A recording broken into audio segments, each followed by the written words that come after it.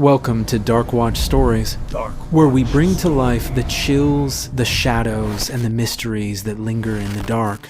If you enjoy spine-tingling stories and want to support the journey into the unknown, don't forget to like, subscribe, and share. Now, sit back, dim the lights, and let's step into tonight's story. Get ready for a story that twists reality and reason. The kind that begins with a man nearly 40 staring at his life, slipping through cracked fingers. Once steady and ordinary, his world turns upside down after a single desperate choice. What starts as a midnight janitor job soon becomes something far darker than anyone could imagine. One moment you think life is stretching endlessly ahead, then reality slams into you like a rusted door. I was just another guy stacking boxes in a warehouse, trading sweat for a paycheck that barely kept me standing. It wasn't glamorous, but it was mine, until anger got the better of me. My boss pushed too hard, one word too many, and I snapped. In that instant, the job, the stability, the illusion of control, all gone. I lost it, completely shouted until the warehouse fell silent, pride echoing louder than sense. In a blink, I was jobless, broke, and cornered by my own mistakes. Nights blurred into the bitter taste of cheap beer and overdue bills. Then buried in a faded newspaper, I saw a strange little ad that would change everything. It was the strangest ad I'd ever seen. No name, no contact, just an address and one word: midnight. Who hires a janitor when the world sleeps? Still, desperation has a way of making weird things sound reasonable. So I told myself it was just another job, grabbed my keys, and decided that whatever waited at that address couldn't be worse than my empty wallet. The road stretched empty under the moon, my old Chevy groaning like it shared my doubts. The fuel gauge flirted with empty, and the night grew colder with every mile. When the needle sank below, red fate nudged me toward a forgotten sign. Daggerland, a town barely breathing, cracked bricks, dying lights, and the kind of silence that makes you feel watched. The gas station felt trapped in time, its flickering lights buzzing like tired ghosts. I sipped the bitter coffee, and that's when I saw it. A massive German shepherd standing under the street lamp. It wasn't just big. It was ancient power wrapped in fur, but those scars, deep, jagged, carved across its face, told stories of battles it shouldn't have survived. And yet it stood proud, unbroken. The scars were savage claw marks slashed deep across its muzzle, as if some monster with bear-sized paws had tried to tear it apart. Yet there was no hate in its eyes. It just stood there silent, and still tilting its head as if judging my soul. For a long second, the world held its breath. Then the dog wagged its tail, calm and knowing. The dog vanished into the dark as if the night itself had called it home. I filled the tank, brushed off the chill, and drove on the road, narrowing beneath a sky gone ink black. When I finally saw the school, it rose like a shadow on the hill, huge, silent, and wrong. Midnight loomed, and for the first time I wondered what kind of place hired janitors in the dead of night. The school looked dead, no cars, no lights, only shadows stretching across broken pavement. Weeds clung to the brick walls like they were trying to drag the place back into the earth. The fence sagged in defeat, and the sign out front was nothing but ghost letters and dust. A few dying bulbs flickered above me, buzzing weakly, like the building itself was breathing its last. I parked by the crumbling steps and shut off the engine. The building towered above me, its windows staring blankly, like eyes that had forgotten how to blink. When I pushed the doors open, they groaned, like something waking from a long sleep. Inside, the hallway stretched endlessly, lit by flickering fluorescent lights that painted the walls in sickly shades of yellow and gray. The lights above flickered in uneven bursts, carving the hall into pieces of shadow and glare. Display cases lined the walls, glass fogged and streaked trophies inside, dull as forgotten memories. Faded class photos hung crooked faces erased by time until they looked more like ghosts than students. My boots struck the tile every step, echoing louder than the last. When I reached the front office, the silence was complete. No receptionist, no principal, just emptiness waiting. On the desk sat a single sheet of paper, perfectly centered, like it was waiting just for me. The chair beside it was pushed back as if someone had left in a hurry and never returned. I leaned closer. "Hi, Tommy. You've got the job. Congratulations." The letters were neat, too neat, but beneath them, scrawled in furious black ink, was another message that made my skin crawl. All 6 rooms must be cleaned tonight. No matter what. If you do clean them, you will die. I folded the paper, shoved it into my pocket, and told myself it was absurd. Still, little superstitions knocking on wood, spitting over my shoulder felt necessary. If I step on a crack, I kick the curb and whisper a quick charm under my breath. There's an old coin in my wallet, smooth from years of worry that I rub whenever fear creeps in. Silly habits, maybe, but they've kept me sane. Standing alone in that office, the note heavy in my pocket, I felt sweat bead across my palms. Something unseen had already begun watching. I knocked once on the desk, a stupid half laugh at myself. I crossed myself without thinking, then spat over my left shoulder like my grandmother taught. Ridiculous, yes, but small rituals steady me when "you will die" stares from the page. I glanced around, half expecting a hidden camera or some cruel joke, but the room was empty. Just a chair, a faded plaque, and lights buzzing like dying flies. I tucked the note away and stepped into the hall. My feet carried me without thought, wandering through a maze of lockers and trophy cases. Every door looked the same, each one whispering the same uneasy question. What did I just walk into? Most doors had neat little signs. Gym, art, cafeteria, though many were sealed shut with chains and rusted locks. The lights above flickered, gasping like they were dying. Then I saw them red arrows, thick and uneven, painted by hand. They weren't official markings. They felt urgent, desperate, as if someone had wanted to warn me or lead me somewhere. The arrows gleamed faintly under the flickering lights, still wet enough to catch my reflection. They pulled me away from the main hall down a narrow passage that seemed to breathe dust. Step by step, I descended 3 rattling flights of metal stairs, each one colder than the last. At the bottom waited a crooked door, a hand-painted sign barely hanging "Janitor's room." I pushed the door open, and the smell of dust and metal hit me. The small room was lined with lockers, not the broken, forgotten kind, but ones still clinging to life. Some were dented stickers, half peeled. Others hung open, revealing jackets, old coffee tumblers, even a soccer ball abandoned in the corner. It felt less like a basement and more like someone had just stepped out. A child's backpack hung from one locker, its name tag faded but still clinging on. Another held a frayed winter scarf, stiff with dust. Then my gaze locked on one in the middle, bold letters scrawled across the metal Tommy. My breath caught. Clipped beneath the name was an ID card laminated, clear as day. My photo stared back at me, grainy but unmistakably mine. My own face stared back, from the ID faded, and grainy like proof I'd already worked here long ago. I opened the locker, and inside waited a uniform, perfectly folded, spotless, almost expectant. The badge gleamed with one word, Tommy.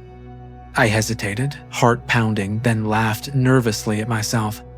Fool or not, I slipped it on, and it fit like it had always belonged to me. The uniform fit perfectly tailored down to the last thread. Sleeves hugged my arms, the fabric snug at the waist, like it already knew me. When I stepped back into the hall, something new waited, a janitor's cart that hadn't been there before. Metal gleamed under the dim light mops, coiled like sleeping snakes, buckets stacked neatly, and every surface wiped spotless as if someone had prepared it just for me. I froze. That cart hadn't been there before. No footprints, no wheels, nothing. It just waited silent and still like it had been expecting me. I wrapped my fingers around the cold metal handle and pushed. The wheels turned smoothly, but the hull tilted upward, forcing me to lean in muscles, straining shoes slipping against the slick tile as the weight pressed back. The ramp stretched endlessly steeper, with every step my breath ragged as sweat slid down my neck. The cart groaned in protest, its wheels clicking like a metronome marking my exhaustion. When I finally reached the landing, I exhaled in relief, only for the sound to catch in my throat. From somewhere ahead came faint music, warped and distant, the kind that belonged to another century, not a school hallway. The sound wavered through the air, scratchy and uneven, as if an old record player was gasping its last tune. The melody was soft, distant, a slow dance from a time long buried. It crept into my ears, unsettling and sad. I tightened my grip on the cart's handle and pushed forward. The wheels squealed on the tile, their shrill echo weaving with the music in a haunting offbeat duet. The music swelled as I followed the corridor each step, pulling me closer until I saw it. A door of painted metal, the number plate above it reading simply 1. Plain digits, yet they sent a cold shiver down my spine. The tune leaked through the cracks, muffled but steady like a heartbeat behind the wall. I parked the cart, wiped my sweaty palms on my new uniform, and grabbed the handle. The door groaned as it opened, screaming with age and warning. The music struck me square in the chest, clear now, bright, and hauntingly elegant. Violins wept over a soft piano, a rhythm pulsing like a heartbeat made of strings. I pushed the cart forward, its rubber wheels bumping across the doorway's edge. Then I stopped cold. The classroom was gone. In its place rose a vast ballroom, glittering and unreal, as if I'd stepped straight into someone else's dream. The walls soared upward, arched in glittering plaster that caught the chandelier light like frozen starlight. Crystal fixtures swayed gently above, casting ripples of silver across a dance floor so polished I could see my reflection staring back. And then I saw them, dozens of figures gliding in slow rhythm, men in tailcoats and women in flowing gowns, all dressed as if they'd stepped out of a century-long buried. Women twirled in lace gloves and gowns that shimmered like liquid glass, their partners in polished tailcoats gliding beside them. Every movement was perfect, each turn eerily graceful, as if choreographed by something beyond time. Their faces were pale, drained of warmth, living photographs caught in eternal waltz. None of them noticed me. Then behind my back, the door clicked shut with a sound too final to ignore. I spun around, yanking at the handle. It rattled once, then locked tight with a sharp metallic snap. "Great," I muttered, throat dry as sandpaper. I turned back to the dancers. They hadn't even flinched. Still gliding, still spinning, skirts whispering across the floor in perfect rhythm. My heart pounded in my chest like a trapped drum. I swallowed hard and managed a trembling hello. The word died in my throat as the music sliced to silence. Every dancer froze mid-step, their heads snapping toward me in perfect, terrifying harmony. Faces drained of life, eyes glinting like sharpened steel.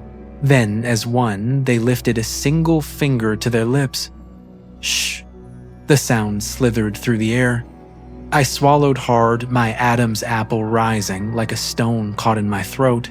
Sweat slicked my hands as I gripped the broom, pulling it free from the cart. Not a soul moved.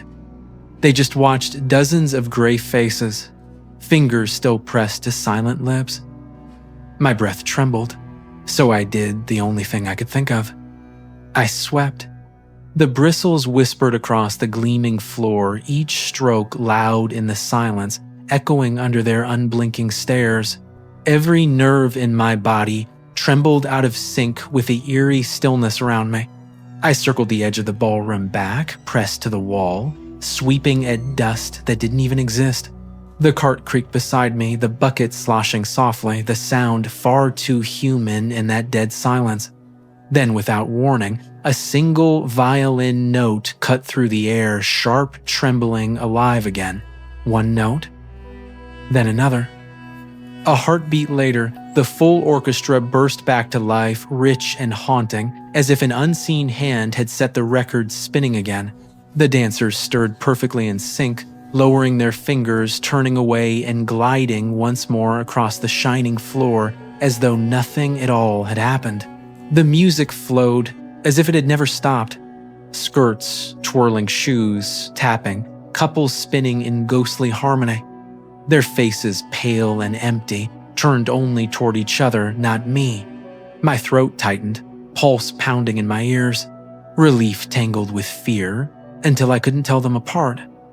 So I did. The only thing that made sense, I kept sweeping. I moved in slow circles, broom gliding over invisible dust, their eerie melody swallowing the sound of my labor.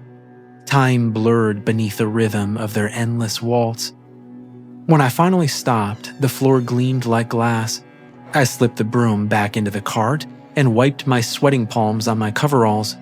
The dancers never faltered, still spinning flawless, bathed in the ghostly shimmer of the chandeliers. None of them looked at me again. Not a glance, not a breath of acknowledgement. I edged toward the door, heart pounding, and gripped the cold handle. It turned. Click. Freedom. The next door felt strangely light, almost eager. I steadied the cart and pulled. The hinges wailed like old voices, and the door opened not into a room, but a box, small, square, impossibly out of place. It was no ordinary room, just a tiny hollow carved into the concrete, barely 2 feet wide. A dollhouse-sized space tucked inside the wall, impossibly detailed, and inside, a house. Not human, but a mouse's. Wooden walls painted a fading green, a round little rug, and a lamp, the color of dying embers glowing softly, as if someone or something still lived there. The tiny furniture looked impossibly real, carved to perfect scale, every chair and couch, no larger than a shoebox. A narrow staircase curled upward to a second floor, delicate and absurdly detailed. Even the walls were hung with miniature family photos, each pinned in place with care. And the mice, they weren't scurrying or hiding. They lived here moving with quiet purpose, like a family completely at home. The father mouse sat proudly in his tiny armchair, a scrap of newspaper spread open in his paws, as if he could actually read the headlines. Nearby, the mother bustled about a miniature oven her apron, nothing more than a torn bit of cloth. From upstairs came the faint, scratchy giggle of a teenage girl mouse, playful, carefree, alive. I blinked, leaned closer, and for a second forgot to breathe. Then I saw a tiny wooden sign nailed above the front door, the Nibblers. I blinked hard, sure my eyes were lying. What the hell? But it only got worse. On their dining table, neatly set for dinner, lay a skeleton, something larger than a rat stripped bare to white bone. Every rib gleamed under the soft orange light, shining with a precision too clean to be natural. The skull was smooth, hollow, its jaw frozen mid-scream, a silent echo of whatever had died there. Yet the mice didn't care. The mother stirred her oven, the father flipped another tiny page, the daughter giggled above as if nothing was wrong. I exhaled, shaky and unsure, then reached for a rag, because somehow cleaning felt safer than thinking. It was madness. Pure, quiet madness, yet the note in my pocket burned like truth. All 6 rooms must be cleaned tonight. So I obeyed. I knelt beside the tiny house, dipped the rag into the bucket, and began to wipe. Around the doorway along the porch, even the brass doorknob, no bigger than a pea, gleamed under my hand. The father mouse lowered his paper and looked right at me. His whiskers twitched once, and then unbelievably, he raised a tiny paw and waved. My throat went dry as dust. I managed a stiff nod, finished cleaning, and slowly pulled the cart back. The door closed with a soft final click. The next door read Room 3. My hand trembled on the handle, but when I opened it, I almost laughed in relief. It was just a classroom, ordinary, silent, harmless. Rows of desks bolted to the floor, a chalkboard smeared with half-erased equations, a dusty globe slouched in the corner. No ghostly music, no tiny house, no eyes watching me. Just still air and the scrape of my broom. I swept. I mopped. I emptied a trash bin full of crumpled math worksheets and almost felt human again. When I finished, I lingered, half expecting a door to slam or a whisper to crawl through the air. But nothing. Silence. Room 4 was the same, another classroom, plain and dull. The alphabet poster peeled off the wall, books slouched on the shelf, the floor scuffed with old shoe marks. I waited for something strange. Nothing came, so I swept. I mopped. I wiped the board clean, almost disappointed. Nothing happened, and somehow that felt worse. The first 2 rooms had been nightmares made real, but these just dull, harmless spaces. Too normal, too quiet. It felt like a setup, a cruel pause before the next strike. Maybe that was the trick to let me relax, to make me forget fear. I exhaled uneasy and pushed the cart back into the hallway, every squeak of the wheels echoing too loud. The wheels squeaked sharply, the sound stretching down the empty corridor. Sweat clung to my back like a second skin. 4 rooms done. 2 left. Then I saw it. Room 5. My hand froze halfway to the handle. It was smeared with blood, dark and tacky under the flickering light. My stomach twisted every instinct, screaming, "Don't." But the note in my pocket burned like fire. All 6 rooms must be cleaned tonight, so I pulled. The hinges screamed like they hadn't moved in years, and the door swung wide. The sound hit me first. Chop, chop, chop. A cleaver heavy and brutal, striking wood and bone with sickening rhythm. Each blow thudded through my chest and into the floor beneath my boots. This wasn't a classroom. No desks. No chalkboard. Just rows of hanging chains, each one swaying gently, ending in a waiting hook. Chunks of meat swayed from the hooks, dripping thick red trails onto the tile. Some, I could pretend, were animal slabs of beef fat muscle. But others, no. Too human, curves like rib cages, pale flesh bent at joints that looked far too much like knees. My stomach clenched, bile rising. I forced my eyes down, staring at the floor instead, pretending the blood wasn't warm enough to still be fresh. I didn't want to look, but my eyes found him. The butcher. A mountain of a man, shoulders so broad they swallowed the light. His apron hung thick and stiff, with layers of dried, blackened stains. Each swing of his cleaver, a blade the size of a shovel, came down with terrifying ease. The sound of splintering wood and wet impact filled the air, each strike shaking through my bones. 2 thick, ridged horns curled from his skull, glistening under the light like wet stone. Chop. The sound split the air as chains rattled and slabs of meat swayed. My heart slammed against my throat. I wanted to bolt, but the door behind me clicked shut, locking me in like the others. Trapped. Okay, just clean, I told myself. The broom scraped across the tile, smearing grease and blood into dull streaks. Bits of bone and unnameable scraps clattered into a pile, the sharp stench of iron coating the back of my throat. Chop, chop, then nothing. Silence fell so heavy it rang in my ears. I froze broom, suspended midair. The butcher had stopped. His cleaver rested on his shoulder, and his eyes glowing faintly through the dim locked onto me. He didn't move, didn't blink, just watched as if deciding whether I was meat too. His cracked lips curled into a grin, and a voice like grinding metal rasped through the dark. Tastes good. My knees almost buckled. Panic clawed at my chest. I shoved the broom forward, bristles screeching against the tile. The sound tore through the silence, but the butcher didn't move. My pulse thundered so loud it drowned everything. For one dreadful second, the world stood completely still. Then the cleaver lifted once more. Chop. The sound shattered the air, and the butcher returned to his grim rhythm. Chains groaned, slabs of meat swayed, and I swept like a man trying to outrun death. I didn't look up. I didn't dare.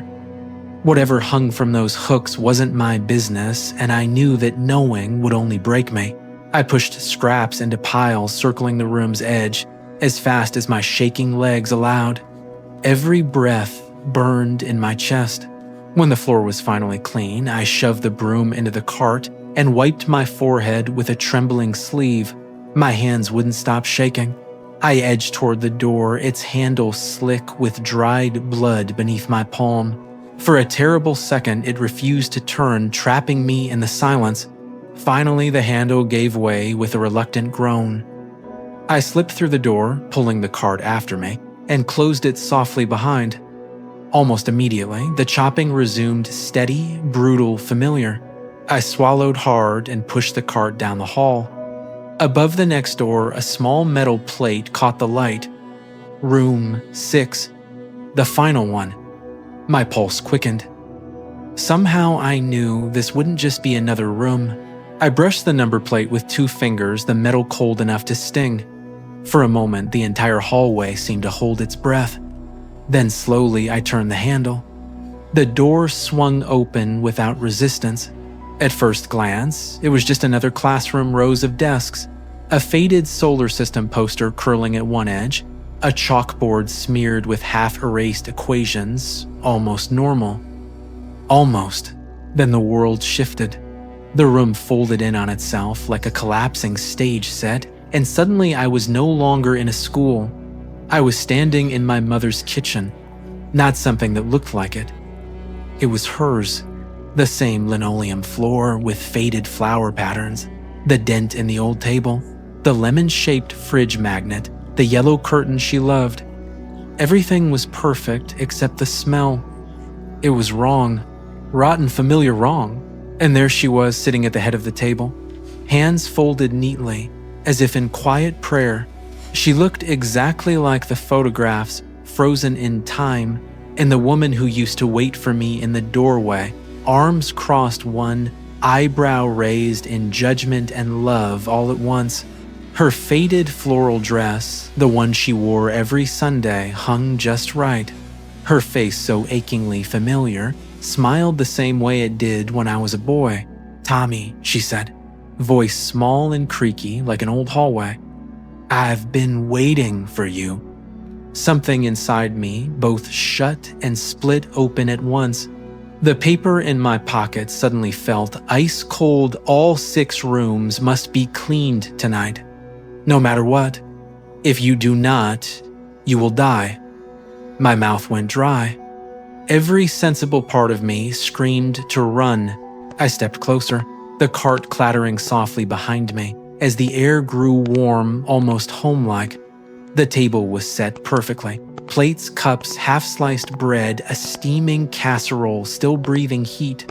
It was both comforting and obscene, a frozen memory dressed as dinner. I swallowed hard. "Ma," I said, my voice shaking. You look good. You look, just like you used to." But something in the way she smiled told me this wasn't her. How I started, but she stopped me with that same gentle smile. "You're home," she said softly. "Sit, eat. Don't be silly. Tell me everything." My knees gave out before my will did, and I sat. She spooned gravy over my plate, just like she used to, smooth, steady, loving. The smell, the warmth, the rhythm, all of it felt real, too real. And somehow that terrified me. She chatted like nothing had changed, asked about the weather, the drive, the job. I told her everything, and she nodded, smiling that same proud, patient smile. When I mentioned being fired, she just pursed her lips and murmured, "Pride'll get you every time." Then she went quiet, her eyes fixed on mine, calm but unblinking, as if searching for something behind them. For the first time since I'd arrived, she asked just one thing. "Stay with me," she said, her voice soft but heavy with something I couldn't name. I didn't answer. My eyes dropped to the plate, the perfect curl of mashed potatoes, the gentle swirl of steam twisting upward like it didn't belong in this world. Around me, echoes crept in the waltz from the ballroom, the mice chattering upstairs, the distant rhythm of the cleaver. I felt her watching, patient, unblinking, waiting for me to choose. Her small hands rested on the table, fingers folded neatly, the picture of patience. "Give your old mother a hug," she said softly. I stared at the plate, counting the steam curls like seconds ticking away. 1, 2, 3. Then I stood. The chair legs screeched against the floor, breaking the silence. My hand drifted behind me, fingers finding the box cutter clipped to the cart. Click. The silver blade slid out a whisper, cutting through the still air. She opened her arms the same way she used to when I scraped my knees as a kid. I stepped closer, 2 small steps close enough to see the fine wrinkles near her eyes, close enough to smell the gravy cooling between us. I didn't speak. I leaned in like a son about to embrace his mother and plunge the blade into her chest. "I know what you're thinking, Tommy. You just killed your mother." Well, a few things. First, she was already dead. She'd been gone for years. I know because I was there. I watched it happen. Second, my mother wasn't the sweet, apron-wearing type who baked cookies for the PTA. No, she was one of the most infamous female serial killers in history. The papers loved her name, bold and morbid in print. The Broth Widow. They called her that because she served them warm, sweet soup, then sent them home with nothing but a full belly and a slow, quiet death. Poisoned chicken soup was her signature invite ladle. Comfort watch, them soften, then drag them downstairs, bury them. It was methodical, a pattern carved into years. I put the pieces together when I was 14, and I never forgot what I found. I was just a curious kid, the kind who noticed what others refused to see. I told the sheriff my suspicions, and the whole department laughed, except him. He crouched down, met my eyes, and didn't see a crazy child. He believed me. That night, he went to the house. They found the basement I'd never been allowed to enter, and the bodies inside. He dragged her out himself. I know she's dead. I watched her die. I saw it myself, the needles sliding into her veins at the state penitentiary. I watched the curtains draw shut, the headlines the next morning, sealing her story for good. I'd felt relief then, the same cold relief I felt tonight. 25 years ago, I was glad she was gone, and now I'm glad she's gone again. I just hope she stays that way. I eased her back into the chair, gentle as laying down a heavy coat.